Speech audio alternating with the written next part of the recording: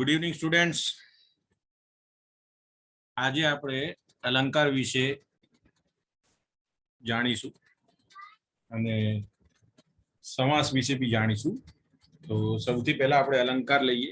જેમ કે અલંકાર આ એક શબ્દ જ તમે બોલો અલંકાર કે સાંભળો અલંકાર, એ જ પોતાની અભિવ્યક્તિ કરી દે છે. શબ્દ જ પોતાની અભિવ્યક્તિ કરી દે છે કે અલંકાર એટલે શું.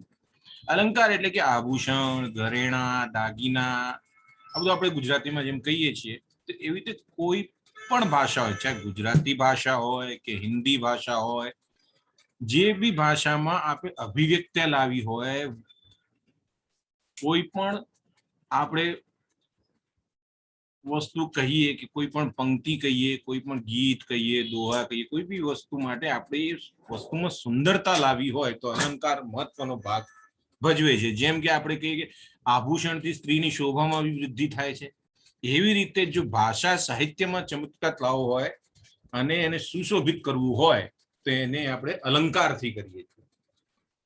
હવે અલંકાર જે છે એ મનુષ્યના મનના વિચાર અને ભાવની એક અભિવ્યક્તિ છે કે કેટલી સરસ રીતે અભિવ્યક્ત કરે છે. પણ હવે એ અભિવ્યક્તિ કરવા માટે અલંકાર અમુક પ્રકારોમાં વહેંચાયેલા છે. એના મેઇન તો બે જ પ્રકાર છે અલંકારના, શબ્દ અલંકાર અને અર્થાલંકાર. હવે શબ્દ અલંકારમાં શું શું આવે અને અર્થાલંકારમાં શું શું આવે એ હું તમને એક એક કરીને બતાવું. એટલે કે જે ભાષાને શોભાવે છે તે અલંકાર. હવે આપણે જોઈએ શબ્દ અલંકાર. શબ્દ અલંકારમાં છે વર્ણાનુપ્રાસ અલંકાર, જેને કે વર્ણ સગાઈ, શબ્દાનુપ્રાસ અલંકાર, યમક અલંકાર, અત્યાનુપ્રાસ અલંકાર, આંતરપ્રાસ કે પ્રાસ સાંકળી અલંકાર. આ છે શબ્દ અલંકાર, જે આપણે શબ્દો કહીએ, શબ્દોને સુશોભિત કરીએ. હવે એનું અર્થ શું થાય એ અર્થાલંકાર કહેવાય. એ અર્થાલંકારમાં આપણે આવે ઉપમા, ઉત્પ્રેક્ષા અલંકાર, રૂપક અલંકાર, વ્યક્તિરેક અલંકાર, વ્યાજ સ્તુતિ અલંકાર, અનન્વય, શ્લેષ અલંકાર અને સજીવારોપણ અલંકાર. આ થયા આપણા અર્થાલંકાર. તો હવે આપણે શબ્દ અલંકારથી સ્ટાર્ટ કરીશું. સૌથી પહેલા આપણે લઈએ વર્ણાનુપ્રાસ કે વર્ણ સગાઈ. હવે વર્ણ સગાઈ આ શબ્દ તમે જેમ સાંભળશો તમારા મગજમાં ઓટોમેટિકલી આવી જાય. વર્ણ એટલે શબ્દ, સગાઈ એટલે કે ખબર જ છે ગુજરાતીમાં સગાઈ કોને કહેવાય, તો વર્ણોની સગાઈ એટલે કે વર્ણની એકબીજા સાથે સગાઈ. એ શબ્દ જ કહી આપે છે કે વર્ણ સગાઈ ને વર્ણાનુપ્રાસ એટલે એકબીજાના અનુપ્રાસમાં.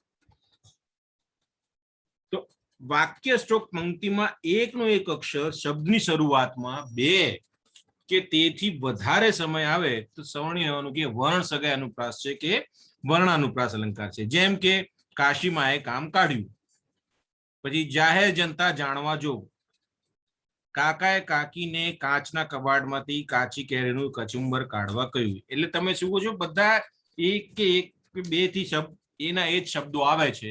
એટલે કે વર્ણોની સગાઈ જેવું તમે કહો કે વર્ણાનુપ્રાસ કોઈ એકબીજાને. તો એ રીતે આ જે છે આપણું વર્ણ સગાઈ કે વર્ણાનુપ્રાસ અલંકાર કહેવાય. જેમ કે જો ઉપરોક્ત પંક્તિમાં તમને કીધું કે જાહેર જનતા જાણવા જો, બીજા વાક્યમાં જ, ત્રીજા વાક્યમાં જ આવે, ચોથા વાક્યમાં, એવી રીતે આ બધો વર્ણ સગાઈ કે વર્ણાનુપ્રાસ અલંકાર કહેવાય. બીજું આવે છે અંત્યાનુપ્રાસ અને પ્રાસાનુપ્રાસ. અંત્યાનુપ્રાસ કહો કે પ્રાસાનુપ્રાસ કહો, એ એક જ વાત છે, અલંકારનું રૂપ છે. બીજો રૂપ પ્રથમ અને દ્વિતીય પંક્તિનો છેલ્લા શબ્દોના પ્રાસ મળતો હોય તેને અંત્યાનુપ્રાસ કે પ્રાસાનુપ્રાસ અલંકાર કહે છે. જેવું આથમતા રવિનું તેજ.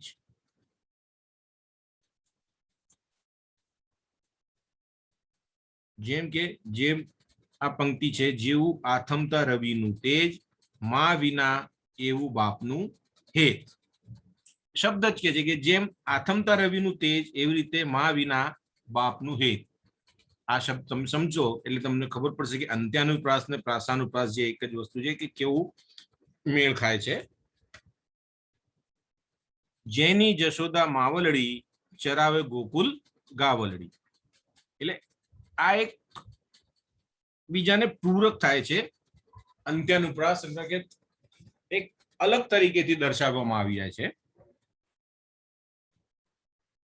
જેમ કે ઉપરોક્ત કાવ્ય પંક્તિમાં પણ નજર કરી રહ્યો તો જોવા મળશે કે પ્રથમ કાવ્ય પંક્તિનો છેલ્લો શબ્દ તેજ, જ્યારે બીજી કાવ્ય પંક્તિનો છેલ્લો શબ્દ હેત.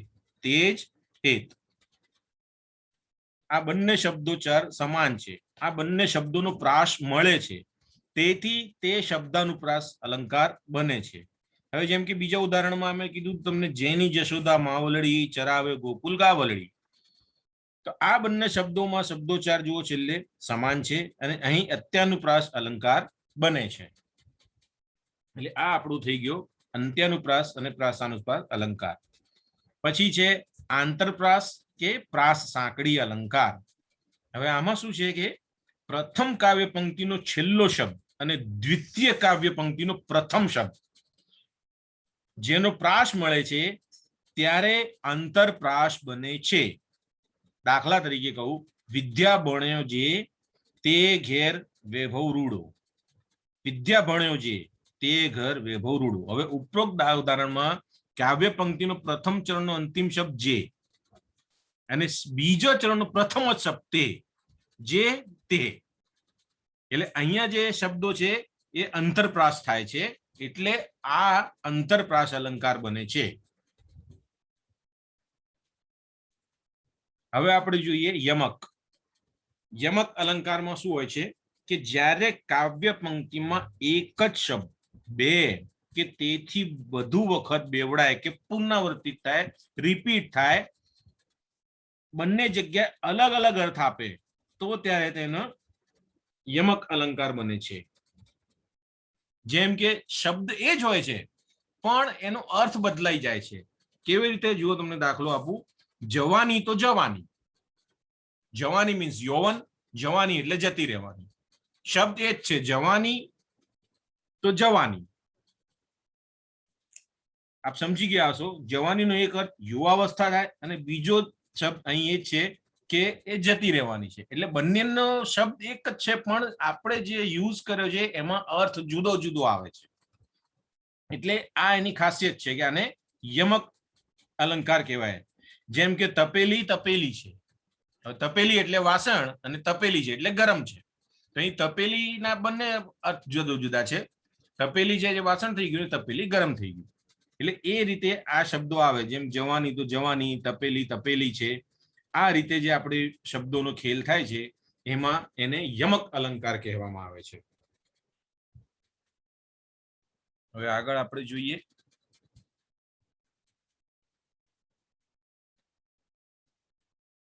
આમાં નોંધ શું કહે છે કે ક્યારેક આ યમક વગર શબ્દાનુપ્રાસ લઈ લેવા. જેમ કે એક જ કાવ્ય પંક્તિ કે વાક્યમાં કોઈ શબ્દનો એક કે તેથી વધારે પ્રાસ મળતો હોય તેના શબ્દાનુસાર પ્રાસ સાંકળી અલંકાર બને છે. જેમ કે આ માયાની છાયાથી મારી કાયા મુક્તિ કરો રઘુરાય. અહીં માયા, છાયા, કાયા, રઘુરાય શબ્દોના પ્રાસ મળે છે, તેથી શબ્દાનુસાર શબ્દાનુપ્રાસ અલંકાર બને છે. એક શબ્દનું પુનરાવર્તન પામે તો પણ શબ્દાનુપ્રાસ અલંકાર બને છે. જેનું ઉદાહરણ મેં તમને આપું છું. હળવે હળવે હળવે હરજી મારા મંદિરે આવ્યો રે. તો આમાં હળવે હળવે હળવે હરજી મારા મંદિરે આવ્યો. આ એક ઉદાહરણ છે એનું કે જેમાં શબ્દોનું પુનરાવર્તન થયું છે. પણ એ શબ્દનું પુનરાવર્તન જરૂર થયું છે પણ એનો અર્થ એકનો એક જ છે. અર્થ નથી બદલાયો. અહીંયા હળવે હળવે હળવે એટલે ધીરે ધીરે ધીરે, એ જ અર્થ રહ્યો છે, એનો અર્થ નથી બદલાયો. પણ જે આપણે પહેલા જોયું યમકમાં જવાની તો જવાની, એમાં અર્થ બદલાઈ જાય છે, જેવા બંને જવાની અને તપેલીમાં.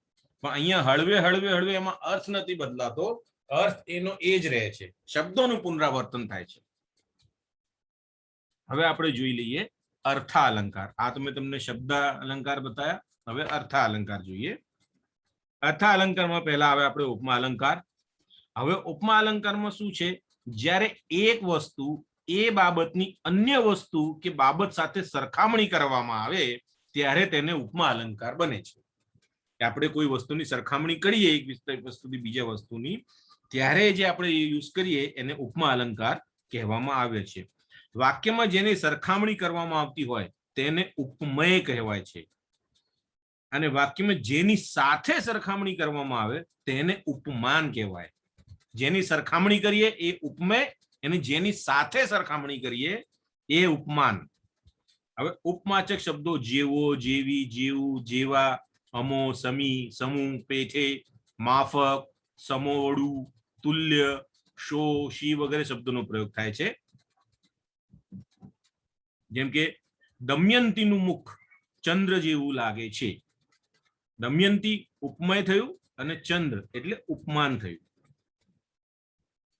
દમયંતીની આપણે સરખામણી કરી એટલે ઉપમેય થયું, અને કોની સાથે સરખામણી કરી? ચંદ્ર સાથે સરખામણી કરી એટલે શું થયું? ઉપમાન થયું. દમયંતીની સરખામણી આપણે કરી ચંદ્ર સાથે એટલે દમયંતી ઉપમેય થયું અને ચંદ્ર ઉપમાન થયું. હવે આપ સમજી ગયા હશો આ એક ઉદાહરણથી, કેમ કે દમયંતીનું મુખ પૂરેપૂરે ચંદ્ર જેવું છે તે આ બાબત અહીં પ્રકાશિત કરવામાં આવી છે, એટલે આપણે એને એકબીજા સાથે સરખામણી કરીએ એટલે આ થયો ઉપમા અલંકાર. હવે આવે છે ઉત્પ્રેક્ષા અલંકાર. ઉત્પ્રેક્ષા અલંકાર શું કહે છે? ઉપમેય ઉપમાન છે તેવી કલ્પના કરવામાં આવે છે કે શક્યતા વ્યક્ત કરવામાં આવે, તર્ક કરવામાં આવે, સંભાવનાઓ વ્યક્ત કરવામાં આવે ત્યારે ઉત્પ્રેક્ષા અલંકાર બને છે. જેમાં આપણે સંભાવનાઓ વ્યક્ત કરી શકીએ, તર્ક કરીએ, એ જે બને એને ઉત્પ્રેક્ષા અલંકાર કહેવામાં આવે છે. જેમ કે દમયંતીનું મુખ જાણે ચંદ્ર. હવે ઉપમેય દમયંતીનું મુખ જાણે ચંદ્ર એ ઉપમાન. અહીં ઉપમેય અને ઉપમાન જેવું કલ્પવામાં આવ્યું છે. દમયંતીનું મુખ ચંદ્ર જેવું છે તેવી બાબત અહીં વ્યક્ત નથી થઈ, પણ દમયંતીનું મુખ ચંદ્ર જેવું કદાચ છે તેવી સંભાવના વ્યક્ત કરવામાં આવી છે. શબ્દ એનો એ જ છે, પણ જુઓ કેવી રીતે બદલાઈ ગયો. ત્યાં છે દમયંતીનું મુખ ચંદ્ર જેવું લાગે છે, અને અહીંયા શું થઈ જાય છે? દમયંતીનું મુખ જાણે ચંદ્ર, વચ્ચે જાણે મૂકી દીધું. એટલે મે બી, મે નોટ બી, હા પણ થાય, ના પણ થાય. એટલે આપણે અહીંયા એક સંભાવના વ્યક્ત કરી છે કે દમયંતીનું મુખ ચંદ્ર જેવું હોઈ શકે છે, ના પણ હોઈ શકે. તો આવી રીતે જે શબ્દ બને એને ઉત્પ્રેક્ષા અલંકાર કહેવાય. તો આ ઉપમેય અલંકાર અને ઉત્પ્રેક્ષા અલંકારમાં તમને ફરક સમજી ગયો છે એકના એક જ ઉદાહરણથી. હવે આપણે આવીએ રૂપક અલંકાર ઉપર. રૂપક અલંકારમાં શું થાય છે? જ્યારે ઉપમેય અને ઉપમાન એક સમાન છે અથવા તો એક રૂપ જ છે તેવું બતાવવામાં આવે છે ત્યારે રૂપક અલંકાર બને છે. દાખલો આપું તમને. શું કહે છે કે ઉપમેય અને ઉપમાન એક સમાન તો છે, પણ એ એક જ રૂપ જેવું થાય છે એવું બતાવે છે. જેમ કે એ જ આપણે ઉદાહરણ લઈએ, દમયંતીનું મુખ એ જ ચંદ્ર. એટલે આમાં ક્લિયર કહી દીધું કે દમયંતીનું મુખ જે છે એ જ ચંદ્ર. દમયંતીનું મુખ ચંદ્ર જેવું નથી. આપણે પહેલા કીધું, એના પહેલા આપણે સરખામણી કરી, પછી આપણે કીધું કે જાણે ચંદ્ર કે હોઈ શકે કે ના હોઈ શકે, પણ અહીંયા એક કન્ફર્મ કે છે કે દમયંતીનું મુખ એ જ ચંદ્ર. એટલે અહીં ઉદાહરણ મુજબ દમયંતીનું મુખ એ જ ચંદ્ર, એમાં કોઈ કલ્પના નથી, કોઈ તર્ક નથી. તથા દમયંતી અને ચંદ્ર જેવું દર્શાવ્યું નથી. અહીંયા માત્ર એક જ વસ્તુ તમને કહી દેવામાં આવી છે કે દમયંતીનું મુખ એ જ ચંદ્ર. કન્ફર્મ કહી દેવામાં આવી છે. એટલે એ જે કન્ફર્મ કહી દેવામાં આવે એને આપણે રૂપક અલંકાર કહીએ. હવે આવે વ્યક્તિરેક અલંકાર. સામાન્ય રીતે ઉપમાન ઉપમેય કરતા ચઢિયાતી હોય, જ્યારે ઉપમેયને ઉપમાન કરતા ચઢિયાતી કે ઉતરતું દર્શાવવામાં આવે ત્યારે વ્યક્તિરેક અલંકાર બને. જેમ કે દમયંતીનું મુખ ચંદ્ર કરતા વધુ સુંદર લાગે છે. પહેલા આપણે કીધું ચંદ્ર જેવું લાગે, પછી આપણે કીધું કે જાણે ચંદ્ર જેવું, પછી કીધું કે દમયંતીનું મુખ એ જ ચંદ્ર. અને હવે આપણે શું કહીએ છીએ વ્યક્તિરેક અલંકારમાં? કે દમયંતીનું મુખ ચંદ્ર કરતા વધુ સુંદર લાગે છે. આપણે ઉપમેયને ઉપમાન કરતા ઉપર ચઢિયાતું કરી દીધું. એટલે કે ચઢિયાતું કરો કે ઉતરતું કરો, એ વ્યક્તિરેક અલંકારને દર્શાવે છે. પછી જેમ કે આનું ઊંધું બી આપણે કરી શકીએ છીએ કે દમયંતીનું મુખ ચંદ્ર કરતા વધુ સુંદર નથી લાગતું, કે દમયંતીના મુખ સામે ચંદ્ર નિસ્તેજ લાગે છે, એ રીતે બી આપણે કહી શકીએ છીએ કે તો એને એકમાં ચડતું બતાવી દીધું, બીજામાં ઉતરતું બતાવી દીધું કે દમયંતીના મુખ સામે ચંદ્ર નિસ્તેજ લાગે છે, એ આપણે એને ઉતરતું બતાવી દીધું. એટલે કે ચડિયાતું બતાવો કે ઉતરતું બતાવો, એ થશે વ્યક્તિરેખ અલંકાર. હવે આવશે અનન્યવય અલંકાર. અનન્યવય અલંકાર શું કહે છે? ઉપમય એટલું કે શક્તિમાન કે ચઢિયાતું હોય કે તેની સરખામણી બીજા સાથે કરવાની જગ્યાએ તે પોતાની એટલે કે ઉપમયની સાથે જ સરખામણી કરવી પડે છે. આમ બને છે અનન્વય અલંકાર. કેવી રીતે? એ જ વસ્તુની સરખામણી આપણે એ જ વસ્તુ સાથે કરી. જેમ કે એક સરસ દાખલો આપ્યો છે, માં તે માં. માની સરખામણી માં સાથે જ કરવામાં આવી છે. માતા, માં એટલે માતા, માતાની તુલના પૂરા વિશ્વ કે ત્રણેય લોકમાં કોઈની સાથે કરી શકતા નથી, માટે માં શબ્દ સાથે માં સરખાવવામાં આવે છે. આથી અહીં અનન્વય અલંકાર બને છે. માં તે માં, એને આપણે બીજા કોઈ સાથે સરખાવી શકતા નથી. માનું જે પદ છે, જે માની વ્યાખ્યા છે, બહુ ઊંચી છે, એ આપણે કોઈ પણ એને દર્શાવી બી નથી શકતું. માં તે માં, બસ આ એક સેન્ટેન્સ જ આખી વસ્તુ કહી દે છે. એટલે આ થાય છે અનન્વય અલંકાર. પછી આવશે વ્યાજ સ્તુતિ અલંકાર. હવે વ્યાજ સ્તુતિ અલંકારમાં શું છે?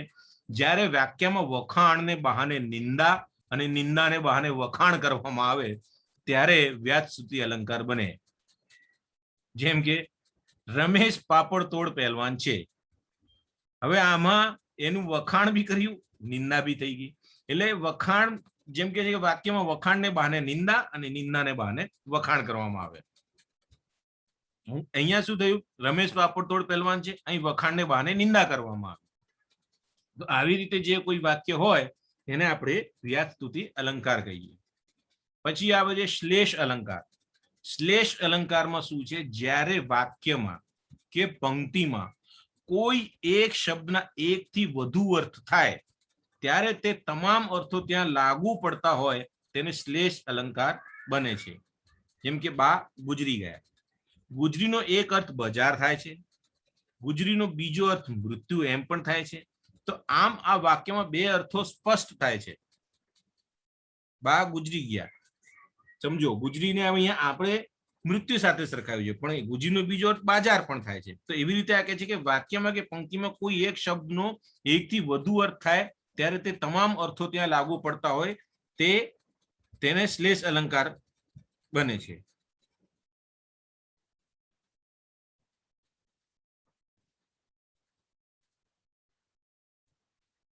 જેમ કે બીજું છે ઉદાહરણ, તમે ખૂબ બહાદુર તે ઉંદર જોઈ નાઠા. અહીં બહાદુરીની વાત તો કરી છે, પ્રશંસા કરી છે, પણ બીજા ચરણમાં નિંદા કરી દીધી કે તમે ખૂબ બહાદુર તે ઉંદર જોઈ નાઠા. બહાદુરીની બી વાત કરી, પ્રશંસા કરી પહેલા, ને બીજા વાક્યમાં એની નિંદા પણ કરી દીધી. હવે જેમ કે તમે પસંદ કરેલ પાત્ર પાણી વિનાનું છે. હવે પાત્રનો અર્થ અહીંયા વાસણ થાય, પાત્રનો અર્થ જીવનસાથી પણ થાય.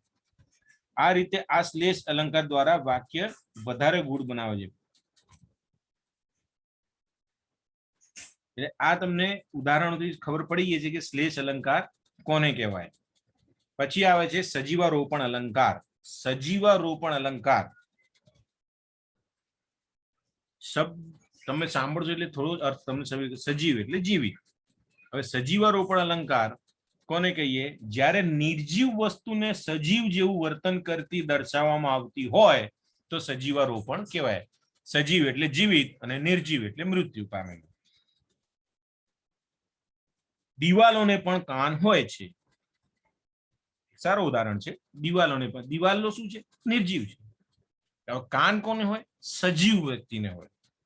એટલે અહીંયા કેવી રીતે દર્શાવવામાં આવ્યું છે કે નિર્જીવ વસ્તુને સજીવ દર્શાવવા વર્તન કરવામાં આવ્યું છે કે દિવાલોને પણ કાન હોય છે. દિવાલ નિર્જીવ છે, સજીવોનું એક અંગ એવું કાન છે જેને દિવાલ સાથે જોડી દેવામાં આવી છે.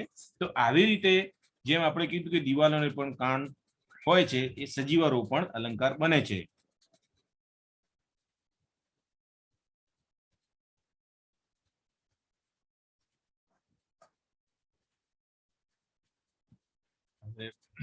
અમુક તમને એક બે એક્ઝામ્પલ આપી દઉં, જેમ કે સિંહ તમારી બહાદુરી ઉંદર જોઈને નાઠા, આપણે જેમ કીધું ને એ આ બહુ વૈકલ્પિક ઉતરો છે જે વ્યાજ સ્તુતિ ગણાય. ગંગા તે ગંગા આનંદવે, સડક પર પડખું ફરીને સૂઈ ગઈ સજીવારોપણ. આવી રીતે અમુક ઘણા બધા ઉદાહરણો છે. તો આ રીતે આપણે અલંકાર દર્શાવીએ છીએ. તો મેં તમને સમજાવી દીધું કે અલંકાર શું હોય છે. અલંકારના બે પ્રકાર હોય છે, શબ્દ અલંકાર, અર્થ અલંકાર. શબ્દ અલંકારમાં કયા કયા અલંકારો આવે છે એ મેં તમને સમજાયા, અને અર્થ અલંકારમાં કયા અલંકારો આવે છે અને કેવી રીતે પંક્તિઓમાં અને વાક્યમાં આપણે એનો પ્રયોગ કરીએ છીએ એ મેં આપ લોકોને બતાવ્યું. હવે આપણે જોઈશું સમાસ.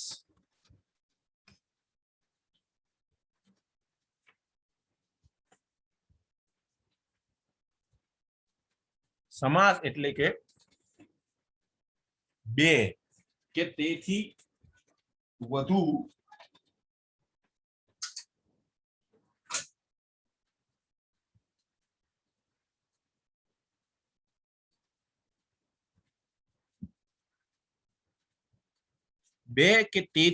શબ્દો જોડાઈને જે નવો શબ્દ બને તેને સમાસ કહેવામાં આવે.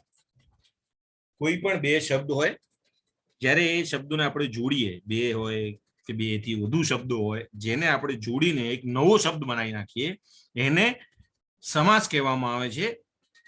આ શબ્દોમાં સમાન પ્રકૃતિ વાળા હોવા જોઈએ. જેમ કે એક વનસ્પતિ છે, એને તેના ભાગ છે પર્ણ, પુષ્પ અને ફળ. આ શબ્દોને ભેગા કરીએ તો સમાન પ્રકૃતિના છે એમ સમજાય છે.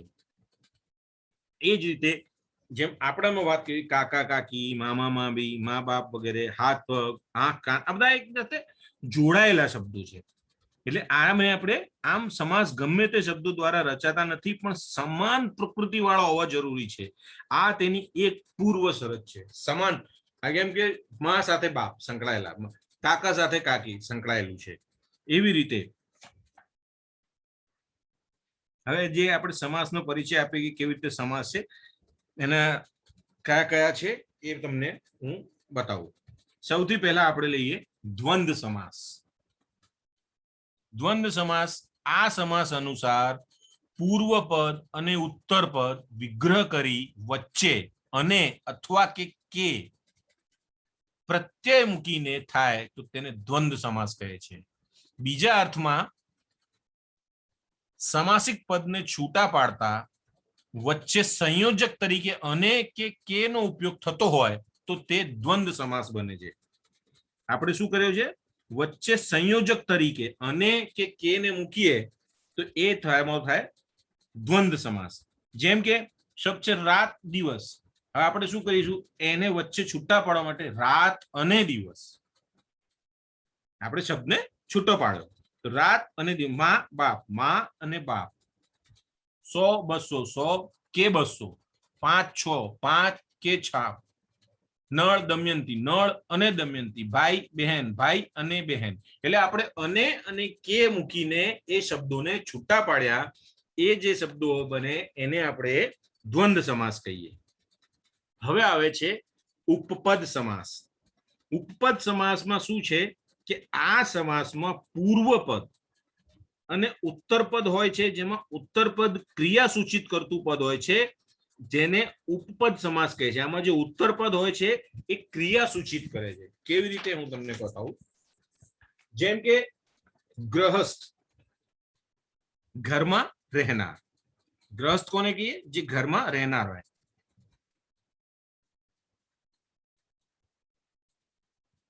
અહીં ગ્રહસ્થ સ્થ જે છે એ અહીં રહેવાનું હોય એવું દર્શાવે છે.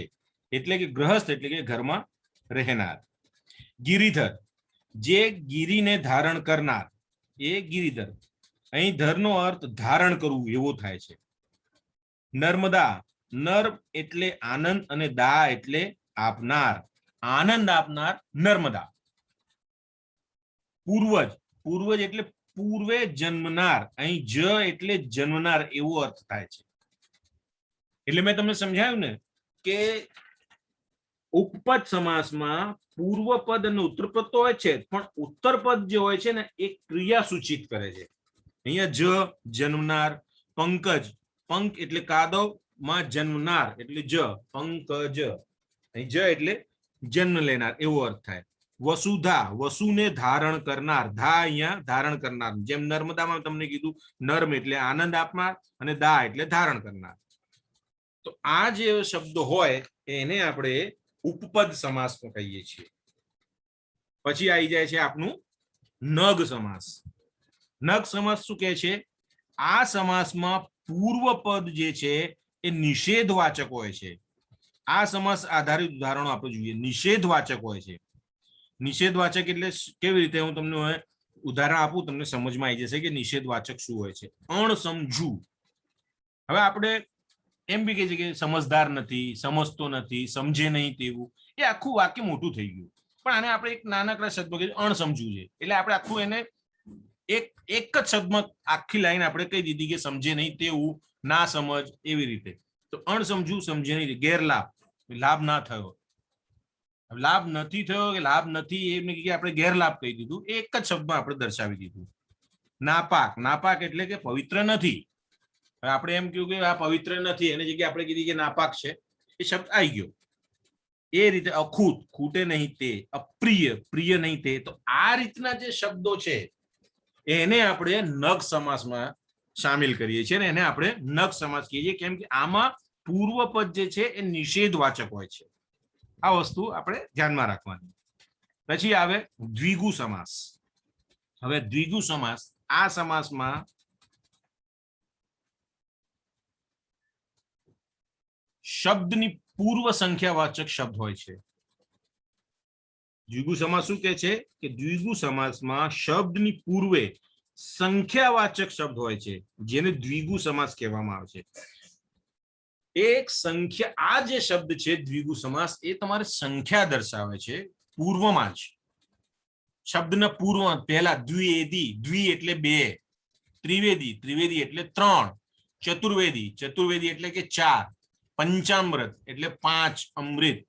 તો એવી રીતે ષડરસ, સપ્તઋષિ, અષ્ટાયધી, નવરાત્રી એટલે નવ રાત્રિ, દશાનંદ એટલે 10 મુખવાળો, શતાયુ એટલે 100 વર્ષનું આયુ. તો શબ્દના પહેલા જ શબ્દમાં શબ્દ જે આપણે પૂર્વમાં જ એને સંખ્યા દર્શાવી દીધી. એટલે આ જે છે, જે શબ્દના પૂર્વમાં જ સંખ્યાવાચક હોય એને દ્વિગુ સમાસ કહેવામાં આવે છે. આ બહુ સરસ જ ઉદાહરણ આપ્યું છે દ્વિવેદીથી લઈને શતાયુ સુધીનું. આપ સમજી શકો છો કે દ્વિવેદી, ત્રિવેદી, ચતુર્વેદી, એવી રીતે ચતુર્વેદી 4 વેદોના જાણકાર કહેવાય, ત્રિવેદી હોય તો 3 વેદના જાણકાર કહેવાય. આવી રીતે સંખ્યા દર્શાવે છે, એને દ્વિગુ સમાસ કહેવામાં આવે છે. પછી આવે છે મધ્યલોપી. મધ્યમ પદ લોભી સમાસ. આ સમાસમાં પૂર્વ પદ અને મધ્યમ પદ વચ્ચેના પદોનો લોપ થાય છે. જ્યારે આ પૂર્વ પદ અને ઉત્તર પદનો વિગ્રહ કરીએ ત્યારે મધ્યમ પદ લોપી સમાસ બને છે. કેવી રીતે? તમને શું કીધું આને? પૂર્વ પદ અને મધ્યમ પદ વચ્ચેના પદોનો લોપ થઈ જાય છે. ઘોડા ગાડી, ઘોડા વડે ચાલતી ગાડી. આખું શબ્દ થાય ઘોડા વડે ચાલતી ગાડીને આપણે શું કહીએ? ઘોડા ગાડી. ટપાલ પેટી એટલે કે ટપાલ નાખવાની પેટી. સિંહાસન, સિંહની મુખૃતિ હોય એવું આસન, એને કહીએ સિંહાસન. સમય પત્રક, સમય અનુસાર બનાવેલ પત્રક, એને સમય અનુસાર. એટલે શું થયું? વચ્ચેના પૂર્વ પદ અને મધ્યમ પદના વચ્ચેના પદોનો લોપ થઈ ગયો. આખું કહેવા જઈએ તો ઘોડા વડે ચાલતી ગાડી, પણ આપણે ઘોડા ગાડી કહી દઈએ એટલે સમજમાં આવી જાય કે ઘોડા વડે ચાલતી ગાડીને ઘોડા ગાડી કહેવાય. તો આ રીતે જે મધ્યમ પદ, પૂર્વ પદ અને મધ્યમ પદમાંથી જે વચ્ચે પદના પદોનો લોપ થઈ જાય છે એને આપણે મધ્યમ પદ લોપી સમાસ કહીએ છીએ. હવે આપણું આવશે કર્મ ધારણ સમાસ.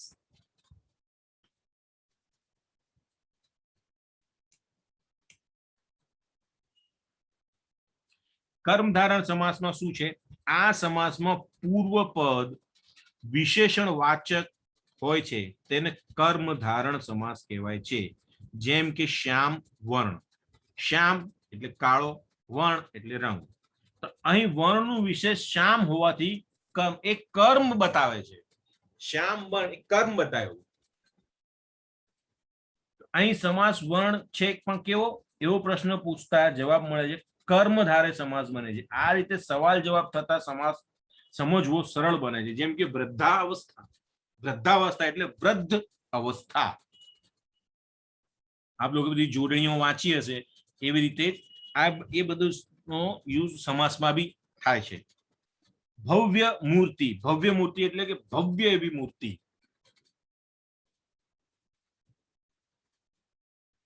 ઘણા બધા ઉદાહરણો છે. સંભાવ, સમાન એવો ભાવ. મહોત્સવ, મહાન ઉત્સવ એટલે મહોત્સવ. મહારાજા એટલે મહાન રાજા, રાજા છે પણ કેવા, મહાન રાજા છે. આધુનિક કાળ, કાળ છે પણ આધુનિક. તો આ બધું જે છે અહીં કર્મ બતાવે છે. જેમ કે કીધું ને મહારાજા એટલે એનું કર્મ બતાવે. રાજા છે પણ કેવા છે, મહાન છે. મૂર્તિ છે પણ કેવી છે, ભવ્ય છે. એ એનું કર્મ બતાવે છે. મહર્ષિ છે, મહર્ષિ છે પણ કેવા છે, મહર્ષિ મહાન ઋષિ છે. એ એમનું કર્મ દર્શાવવામાં આવ્યું છે. એટલે આ બધું જે છે જે કર્મ બતાવે છે વાક્યમાં કે શબ્દમાં, એને કર્મ ધારણ સમાસ કહેવામાં આવે છે. હવે આવે છે તત્પુરુષ સમાસ. બે અથવા તે બે થી વધુ પદો વચ્ચે વિભક્તિનો સંબંધ હોય તેવા સમાસિક પદને તત્પુરુષ સમાસ કહે છે. પ્રસ્તુત સમાસમાં પહેલો શબ્દ બીજા શબ્દનો અર્થ સ્પષ્ટ કરવાનું કામ કરે છે. વળી પૂર્વ પદ અને ઉત્તર પદ વચ્ચે બીજી વિભક્તિથી સપ્તમી વિભક્તિથી જોડાયેલા હોય છે. તમને સમજાવું કેવી રીતે. સામાન્ય રીતે આ સમાસને 6 પ્રકારે આ મુજબ જોઈ શકાય છે. દ્વિતીય વિભક્તિ પ્રેમ વશ એટલે કે પ્રેમને વશ થયેલો, એને આપણે કહીએ પ્રેમ વશ. તૃતીયાભિવ્યક્તિ વિદ્યા વિહીન, વિદ્યા વિહીન એટલે વિદ્યાથી વિહીન, વિદ્યાથી વિહીન રહેલાને વિદ્યા વિહીન કહેવાય. ચતુર્થી વિવાહ યોગ એટલે કે વિવાહને માટે યોગ્ય. વિદ્યાર્થી વિદ્યાને અર્થીને રહેનાર વિદ્યાર્થી. પાંચમી અભિવ્યક્તિ, પાંચમી સ્થાન ભ્રષ્ટ, સ્થાનમાંથી ભ્રષ્ટ. ષષ્ઠી વિભક્તિ, ષષ્ઠી રાજપુત્ર એટલે રાજાનો પુત્ર. રક્તદાન, રક્તનું દાન કરનાર. પરધન એટલે કે પારકું ધન. ગંગા જળ એટલે ગંગાનું જળ. પછી સપ્તમી વિભક્તિ પરોપકાર, પર, પર એટલે બીજા ઉપર ઉપકાર કરનાર, પરોપકાર. તો આપ સમજી ગયા હશો કે દ્વિતીય અભિવ્યક્તિ શું હોય, તૃતીય અભિવ્યક્તિ, ચતુર્થી અભિવ્યક્તિ, પંચમી અભિવ્યક્તિ, ષષ્ઠી અભિવ્યક્તિના ઉદાહરણો મેં આપને આપ્યા, સપ્તમી અભિવ્યક્તિનું ઉદાહરણ આપ્યું. એટલે આ રીતે જે આવે એને તત્પુરુષ સમાસ કહેવામાં આવે છે.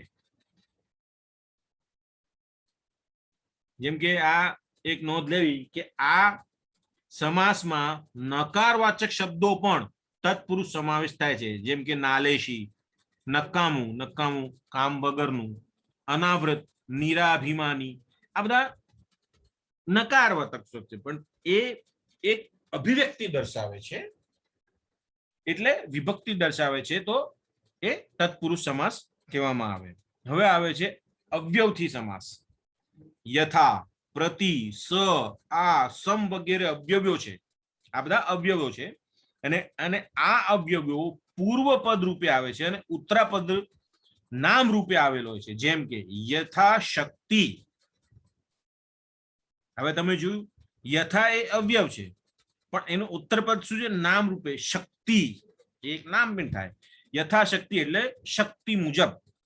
સહકુટુંબ, સહકુટુંબ એટલે કુટુંબ સહિત. પ્રતિદિન, પ્રત્યેક દિન.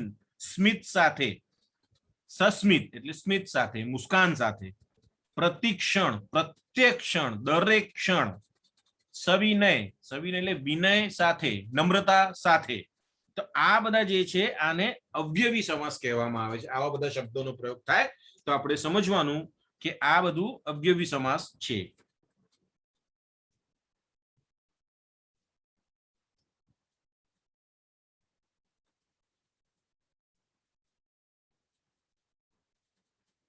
અવ્યયી સમાસને બીજા રીતે જોતા વી આહાર સંપ્રતિ, વિહાર આહાર સંપ્રતિ, એટલે આહાર વિહાર સંહાર પ્રતિહાર અવ્યયોની જે શબ્દો છે એની પૂર્વે આવી અર્થભેદો કરે છે. આ જુઓ કેવી રીતે બતાવવામાં આવ્યું છે ટેબલ. વિહાર, આહાર, સંહાર, આવી રીતે જે પ્રતિહાર જેવા અવયવો શબ્દોને દર્શાવવામાં આવેલું છે, જેનાથી આપને સમજ આવી જશે. હવે આવશે બહુવિહી સમાસ. બહુવિહી સમાસ, આ સમાસમાં પૂર્વપદ અને ઉત્તરપદ વચ્ચે વિશેષણ અને વિશેષ્યનો સંબંધ રહેલો હોય છે. વિભક્તિ સંબંધથી બંને પદો જોડાયેલા હોય છે. દાખલા તરીકે પીતાંબર. પીતાંબર એટલે જેણે પીળું વસ્ત્ર ધારણ કરેલું હોય તે. પીળા વસ્ત્ર ધારણ કરનારને આપણે પીતાંબર તરીકે કહીએ છીએ. નકામું કે જે કામનું નથી એને આપણે નકામું કહીએ છીએ. ગજાનન, ગજના જેવું આનંદ છે તે, એને કહીએ આપણે ગજાનન. શશિવદની, શશી જેવું વદન કરે તે શશિવદની. એકાગ્ર, અગ્ર છે એક જેવું તે. શ્યામ શરીર, શ્યામ છે શરીર જેનું.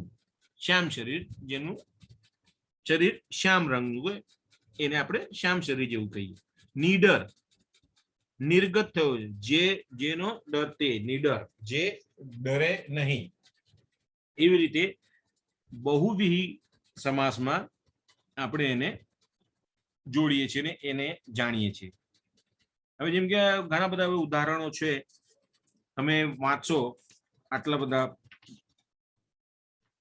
તો એ તમને અમુક અમુક લઈ લઉં છું થોડું થોડું, તો તમને સમજ પડી છે કે જે મેં તમને બધું સમાસના વિષય બધું ભણાવ્યું તો કેવી રીતે. જેમ કે હવે આ નરસિંહ, સિંહ જેવો નર, કર્મ ધારણા કહે. હમણાં જ આપણે વાત કરી હતી કર્મધારણ સમાસ શું હોય છે, કર્મ દર્શાવે છે. તો નરસિંહ એટલે નરસિંહ જેવો નર થઈ ગયો કર્મધાર સમાસ. ભૂતળ, ભૂતળ એટલે જમીનની સપાટી. તો આ શું થઈ ગયું આપણું તત્પુરુષ સમાસ, જેમાં આપણે કીધું ને વચ્ચેથી લોપ થઈ જાય છે એવી રીતે. એવા બધા ઘણા બધા એક્ઝામ્પલ છે, તમે વાંચશો તો તમને સમજમાં આવી જશે. કે જેમ કે ખટ દર્શન, ખટ દર્શન એટલે છ દર્શન, દ્વિગુ સમાસ. કેમ? એને પહેલા જ પંક્તિ પહેલા જ શબ્દમાં સંખ્યા આપી દીધી. એવી રીતે આ બધું આપ જોશો. અગમ નિગમ એટલે કે અગમ અને નિગમ પાછળ થયા દ્વંદ સમાસ. દ્વંદ સમાસમાં આપણે જોઈશું કે કેવી રીતે શબ્દોનું જે વચ્ચે અને કે આપણે મૂકી દઈએ છીએ દ્વંદ સમાસ થઈ જાય છે. તો એવી રીતે હોમ હવન, હોમ અને હવન આપણે અને મૂક્યું કે આપણે કે મૂકીએ તો દ્વંદ સમાસ થઈ જાય. એ રીતે આ બધા જે તમે જોશો શબ્દો તો એ તમે ઓળખી શકશો કે કયા સમાસને દર્શાવે છે.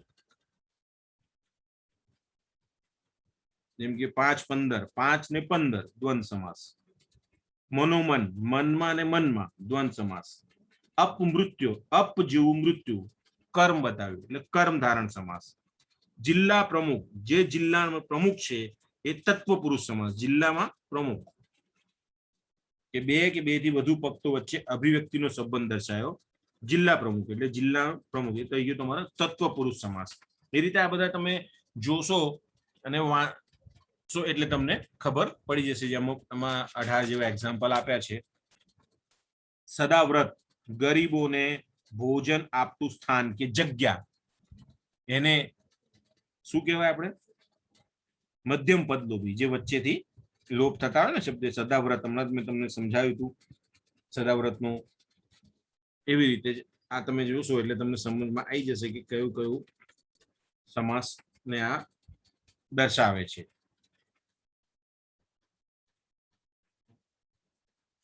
તો આ રીતે મેં તમને બધા સમાસ બતાવ્યા. આ 1 થી 18 તમે ઉદાહરણો વાંચશો તો તમને ખબર પડી જશે કે જે રીતે મેં તમને બધા સમાસ સમજાયા હતા, કર્મધારણ શું હોય, તત્પુરુષ શું હોય, દ્વંદ સમાસ શું હોય, ઉપપદ સમાસ શું હોય, મધ્યમ લોપી સમાસ શું હોય, આ ઉદાહરણો વાંચશો એટલે તમને આખું ક્લિયર થઈ જશે કે સમાસને કેવી રીતે ઓળખવો અને કયા કયા સમાસ છે એ બધા આપને ધ્યાનમાં આવી જશે. Thank you very much.